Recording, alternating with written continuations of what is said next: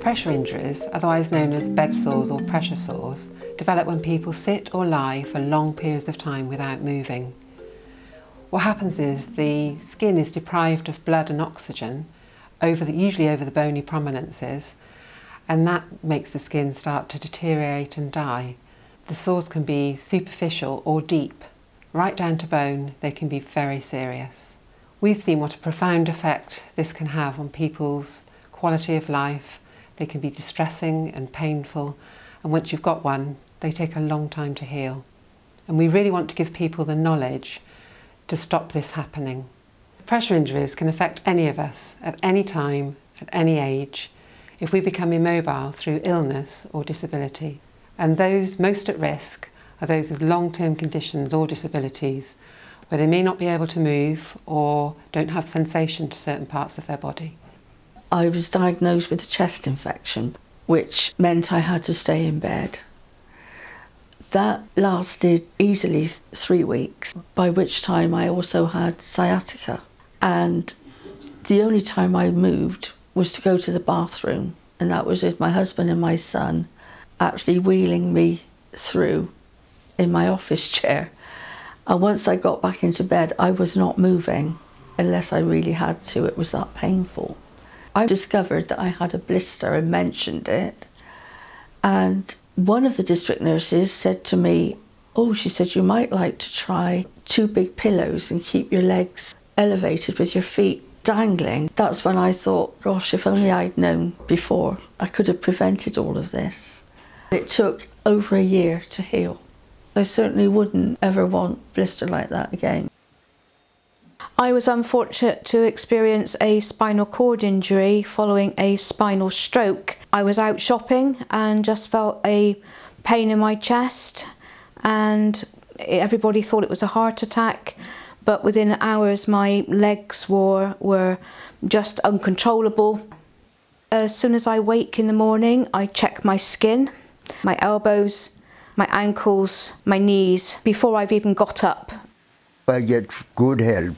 They come round and do what they're supposed to do to my feet and tell me what I'm supposed to do to it. If you don't do those things to get the pressure off your foot, well, the sore will take longer to heal up.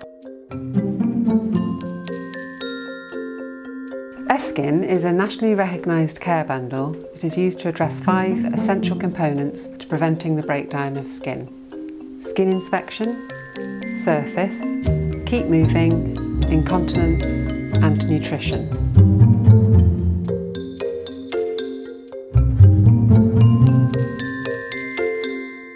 The most powerful way to prevent pressure injuries is to check skin regularly, looking for telltale marks that something's happening to the skin. Then we can do something about it before it develops into real tissue damage and a pressure injury. The best time to check your skin is when you're having a wash every day, because that's the moment when you can actually see the skin. It doesn't have to be you, it can be your carer, your family, a relative, but you need to do it every single day. If you don't have anybody you live with, or anybody come in, or a close friend or relative or any health professionals, you can check the areas yourself. If you do find a mark that you're concerned about, try and stay off it for as long as possible that day and let it recover. And seek advice from a healthcare professional or your GP. If you're lying in bed for long periods of time, the most vulnerable areas are your bottom, hips and heels, but anywhere in contact with the bed can be vulnerable, so elbows, back of head, spine. You need to check all the areas. It's normal to develop a red mark when you've been sitting or lying for a period of time, but that should just disappear in a few minutes. The longer you've been in one position, the redder the mark can be. And a test to see whether your skin is still healthy is to press it and see if it goes white. We call that blanching. If it goes white, it means the tissue is still healthy. But if the red mark doesn't go white under finger pressure, it's already indicating there's some tissue damage. Dark skin doesn't show the redness so easily. So another test you can do is just feeling and seeing whether there's any additional warmth or hardness or just change in texture of that skin. Okay, David, I'm just going to apply some moisturiser to your heel. Another thing you can do is also moisturise your skin. I was actually in the hospital over the Christmas period, and my present from the League of Friends was a tub of body butter. It's imperative that you use that. The staff there would butter your legs every day, and it's something I still do. My elbows suffer with dry skin because I use my elbows to move about a lot, so I body butter my elbows 2 or 3 times a day. The more times you check your skin, the less chance you have of developing a pressure ulcer. So, check your skin daily for new marks and damage. Bony bits are the most at risk, particularly heels, base of spine and buttocks. Red areas that don't go white under finger pressure are the start of pressure damage. If you think the skin is damaged, try and stay off it and let it recover, and moisturise your skin to keep it strong. If you have any concerns, contact your healthcare professional or GP.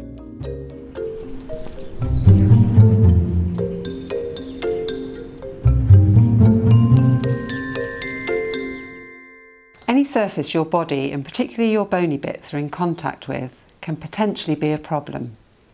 The harder the surface is, the more it can be a problem, so check your chair and mattress. There are a range of cushions and mattresses that provide pressure relief. Memory foam products are good as they distribute pressure evenly away from your bony bits.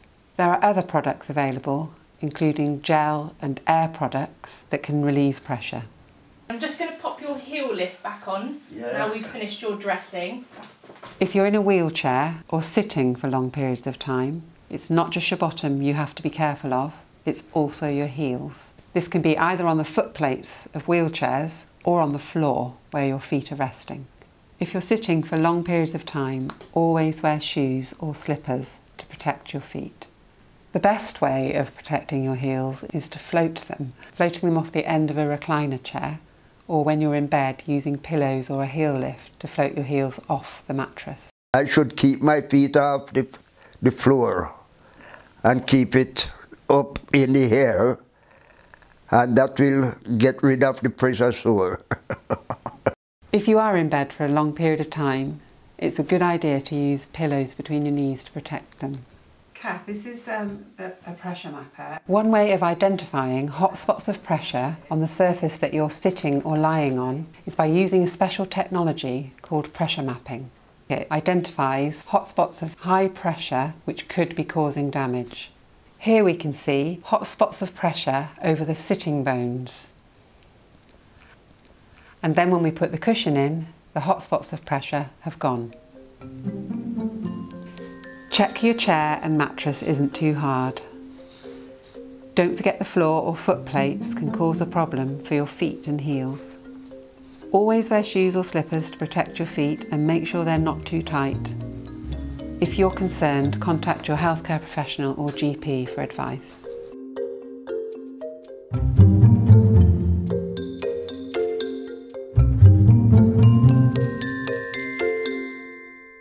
The best thing to do is to try to move about, and that's what you're supposed to do if you don't want to get pressure sore. This is the crucial part. Pressure injuries are caused by staying in the same position for a long time. It's important to think what your daily routine is like, how long you're staying in the same position without moving, and what changes in position can be used. If you're able to stand and move, do this at least every hour. If you're not able to move independently, you need to get your carers or family to help you reposition regularly. If people do need help to move and reposition in bed, a slide sheet should be used to prevent shearing and dragging on the bed, which can cause pressure damage. If you're sitting in bed for a long time, try and avoid sliding down the bed. If you are on a hospital bed, there's something called a knee brake that can stop you sliding down the bed. Don't stay in one position for too long. Do a pressure relieving exercise. Wheelchair users should try and shift or change their position at least every 20 minutes. You can do this by rocking from side to side or leaning forward to take the pressure off the bottom of your back. Keep moving regularly within your daily routine. If you can't move yourself, Ensure your carer repositions you as often as possible. The guideline is to reposition at least every 2 to 4 hours.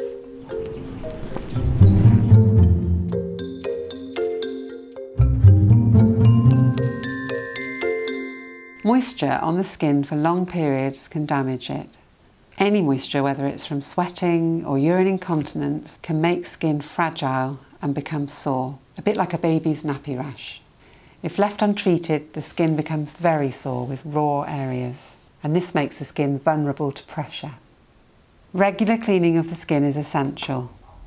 Soap can dry the skin, so it's better to use a gentle cleanser and keep your skin well moisturised. You can use barrier creams and skin protectants. If you're suffering from incontinence, tell your GP or healthcare professional who can refer you to have an assessment.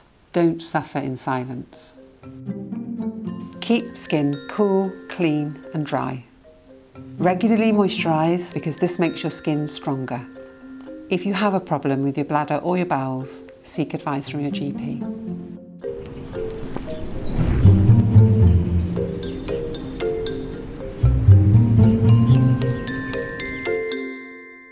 People who are underweight or overweight are the most at risk of pressure injuries. This is because if you're underweight, your bony bits don't have enough padding over them. And if you're overweight, there's extra pressure on your legs and feet. Just because you are immobile through illness or disability, you still need to eat healthily to avoid losing weight or gaining weight. And it's not just food. Make sure your fluid intake is at the right level. We're talking about 6 to 8 cups a day. So, try and eat healthily and make sure you have plenty of fluid.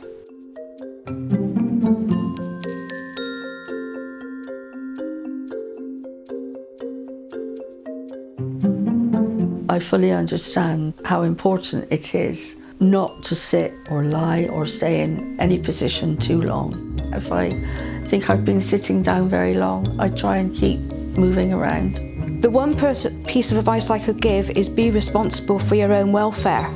Do the skin checks, do them regularly. I think the best thing to do is to do what they say to do. I should do, but I never always do it.